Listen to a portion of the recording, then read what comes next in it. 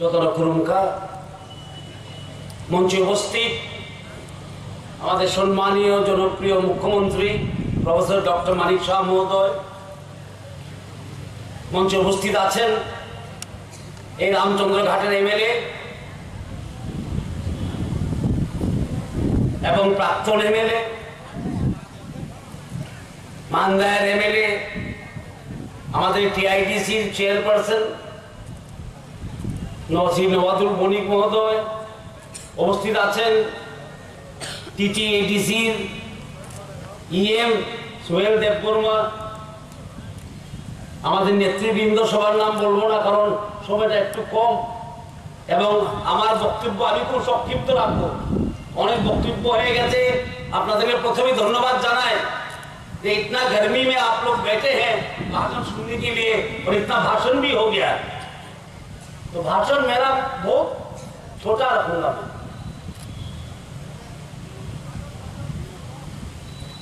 এটা হলো দীর্ঘদিন ধরে রামচন্দ্রঘাট হলো দশরথ বাবুর এলাকা ছিল। আমরাও দীর্ঘদিন ধরে বিজেপি করি, 35 বছর হয়ে গেছে। চুলটা কালো থেকে আজকে সাদা হয়ে গেছে। যখন আসতাম এখানে বিজেপি করার জন্য লুকিয়ে লুকিয়ে আসতে হতো, ভয়ে ভয়ে আসতে হতো সিপিএম এর দাপটে। আজকে এই দিন নেই, আজকে তো এই দিন নেই, আজকে উন্নতির দিন, ভয়ের দিন নয়, উৎসবের দিন। আপনাদের এমএলএ দাঁড়িয়ে পড়েছেন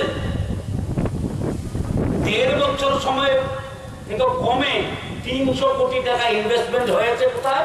রামচন্দ্রঘাট নগরী একটা কনস্টিটিউয়েন্সিতে। আমি অর্থমন্ত্রী ছিলাম 1.5 বছর আগে। আমি জানি ত্রিপুরার অর্থের অবস্থা কি। সেটা কিভাবে সম্ভব হলো?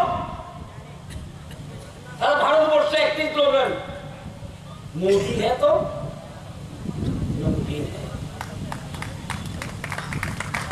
আজকে মোদিজি আছে বলে আমরা পারলাম সেটা করতে। আর এবার 26 তারিখ আর ইলেকশন, মোদিজির ইলেকশন। এটা কোনো এমএলএ ইলেকশন নয়, শুধুমাত্র আপনি এখানে এমপি পাঠাবেন এটা নয়। বিজেপি প্রার্থীকে ভোট দেবেন, সেটা জমা হবে মোদিজির খাতায়। আর আমরা তো মোদিজিকে বেশি কিছু দিতে পারি না। हम तो छोटे स्टेट है, हमारे पास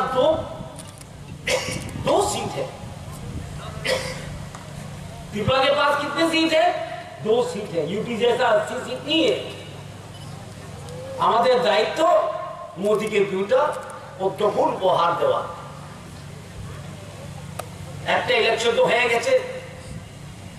আমাদের মান্দায়ের এমএলএ বলছিল সেখানে রেকর্ড হবে। আমরা চাই আমাদের সংরক্ষিত আসনে, যে আসনটা ত্রিপুরার নামে আছে সংরক্ষিত এসটি রিজার্ভ, সেখানেও যেমন একটা রেকর্ড তৈরি হয়। এবং আমি বলেছি আমার বক্তব্যের আগে যে দশরথ বাবুর সিট ছিল দীর্ঘদিন। আমি দশরথ বাবুকে সম্মান করি, উনি অনেক সংগ্রাম করেছেন ত্রিপুরা স্বাদের জন্য, এটা আমি অস্বীকার করি। কিন্তু পার্টিটা তো ঠিক ছিল না, জায়গাটা ঠিক ছিল না। কারণ 20 গাছে 20 ফল ধরবে। আমার মনে আছে দশরথ বাবু মারা যাওয়ার কিছুদিন আগে শ্যামাচরণ ত্রিপুরা, নবেন্দ্র জমাতিয়া আর আমাকে ডেকেছিল। আমরা গিয়েছিলাম ওনার বাড়িতে। ওনার ছোট মেয়ে আমার পরিবারে বিয়ে হয়েছে। আমরা গিয়েছিলাম ওনার বাড়িতে। উনি আমার হাত ধরে বললেন, সৃষ্টিকর্তা অনেক কিছু করার আছে, আমি করতে পারলাম না, পার্টি করতে দিল না। এই কথা আমি অ্যাসেম্বলিতে বলেছি যখন মন্ত্রী ছিলাম। লজ্জা করার কিছু নেই সত্য বলতে। আমার অনেক কিছু করার ছিল, ইচ্ছা ছিল, ত্রিপ্রসাদের জন্য অনেক কিছু করার ইচ্ছা ছিল, কিন্তু পার্টি করতে দিল না। আমার মনে আছে ওনাকে মুখ্যমন্ত্রী করা হলো শেষ বয়সে, সঙ্গে আবার উপমুখ্যমন্ত্রী, হোম মিনিস্টার দিল আরেকজনকে, সমর চৌধুরীকে দিয়ে সমর বাবুকে দিল হোম মিনিস্টার করে। ত্রিপুরাতে নিয়ম আছে যে মুখ্যমন্ত্রী সেই তো হোম মিনিস্টার হয়। আজকে মানিক বাবু মুখ্যমন্ত্রী, উনি হোম মিনিস্টার। বিগত দিনে বিপ্লব বাবু মুখ্যমন্ত্রী ছিলেন, উনি হোম মিনিস্টার ছিলেন। কিন্তু অশোক বাবু যখন মুখ্যমন্ত্রী ছিলেন, সমর বাবু হোম মিনিস্টার। বিশ্বাস করে না, জনজাতিদেরকে বিশ্বাসই করে না। অথচ সিপিএম তৈরি হয়েছে দশরথ বাবুর কাঁধে বন্দুক রেখে। এ হলো সিপিএম এর ইতিহাস। আজকে বলছি কারণ আরসি ঘাটে এসছি বলে। তাই এমন পার্টি করা লতিফ প্রসাদের মানায় না, এবং আমাদের বাঙালি ভাই বোনদেরও মানায় না, যেখানে উন্নতি নেই, লতিফ প্রসাদের জন্য বিশ্বাসই নেই, সম্মান নেই। আমার মনে আছে 2008 সনে মহারাজা বীরেন্দ্র মানিকের 100 বার্ষিকী, 100 বছর পূর্তি। একটা গভর্নমেন্ট প্রোগ্রাম হলো না, একটা গভর্নমেন্ট প্রোগ্রাম হলো না মহারাজার 100বার্ষিকীতে। আমরা গিয়েছিলাম মানিক বাবুর কাছে, আমাদের মানিক বাবু না, সিপিএম এর মানিক বাবু, হ্যাঁ, মানিক সরকারের কাছে গিয়েছিলাম আমরা। গিয়ে বললাম, আপনিও তো এমবিবি কলেজের ছাত্র, আমাদের মতন কিছু করেন? উনি বললেন, না, রাজার জন্য আমরা কিছু করি না। তখন আমার মনে আছে শ্যামা বাবুকে, সমাজকরণ বিভাগের প্রেসিডেন্ট করে আমি একজন জেনারেল সেক্রেটারি আর রবীন্দ্র জমাতে একটা জেনারেল সেক্রেটারি হয়ে আমরা মহারাজার 100বার্ষিকী পালন করলাম যতটুকু পারা যায়। আর আজকে মহারাজার 100বার্ষিকী পালন হয় প্রত্যেক বুথে, বিজেপির প্রত্যেক বুথে আমরা করি। ছুটি ঘোষণা দেওয়া হয়েছে, মহারাজার নামে এয়ারপোর্ট, মহারাজার মূর্তি স্থাপন। অনেকজন আমাকে বলে, আরে কি মূর্তির পার্টি, আপনারা মূর্তি বানান আর কি করেন? আমি বলি, মূর্তি বানাবোই। যেখানে সম্মান নাই সেখানে স্বীকৃতি নাই, যেখানে সম্মান নাই সেখানে উন্নতিও নাই, যেখানে সম্মান নাই সেখানে আত্মনির্ভরতা নাই, যেখানে সম্মান নাই সেখানে জীবনই নাই। সুতরাং সম্মান দিয়েছে ভারতীয় জনতা পার্টি। তা আমরা বলেছিলাম সবকা সাথ সবকা বিকাশ। আজ তো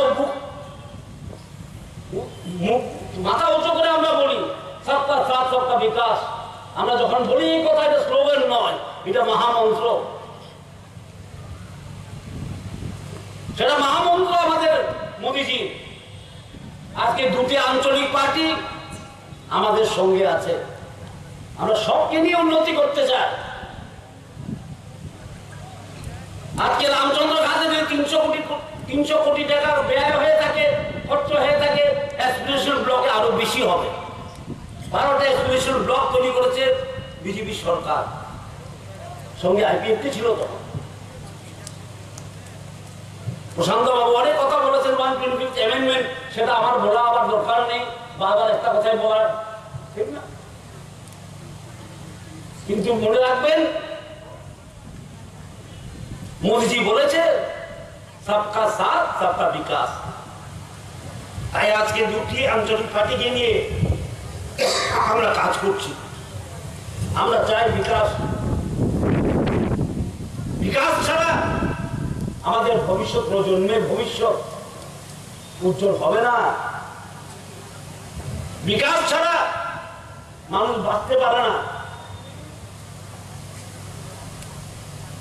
আমরা কল্পনা করি এবং চিন্তা করি ভারতবর্ষ কি হবে আগামী 100 বছর করে, আর সিপিএম কি চিন্তা করে? ওদের কি চিন্তা ভাবনা আছে? পোস্টার দেখি হিসাব দাও, হিসাব দাও।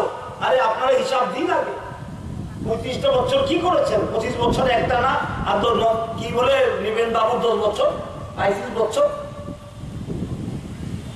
আমাদেরকে বলা হয় সাম্প্রদায়িক, দাঙ্গা লাগিয়েছেন আপনারা 1980 সনে। ভয়ের অবস্থা কি ছিল তখন? আমরা সবকে নিয়ে চলতে চাই, দামি যাই হোক,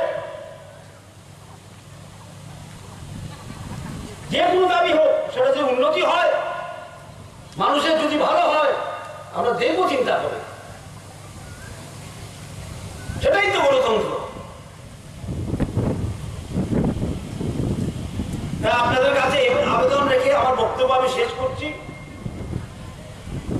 এই আবেদন রইল আপনাদের কাছে। 26 তারিখে শ্রীমতী কৃতি দেবী দেববর্মাকে ভোট দেবেন। উনি রাজ পরিবারের মেয়ে, এই মাটিরই মেয়ে, বিয়ে হয়েছে ছত্তিশগড়ে। উনি এই মাটিরই মেয়ে। আমি যেমন এই মাটির সন্তান, উনি যেমন এই মাটির সন্তান, উনি যেমন মাটির সন্তান, উনি মাটিরই মেয়ে। ভোট দেবেন, সে ভোটটা পড়বে কার কাছে? মোদিজির কাছে পড়বে। আবার তৈরি হবে ডাবল ইঞ্জিন সরকার। আবার দেখবেন স্পিডে উন্নতি হচ্ছে। আর বাকি তো সিপিএম কংগ্রেসের ট্রেনই চলে না, ট্রেনই তো চলে না, তো ধাক্কায় অতই দিকে ভেঙে পড়ে। অ্যাসেম্বলি ইলেকশন দেখেছিলাম, আয়া করছি 3টা এমএলএ।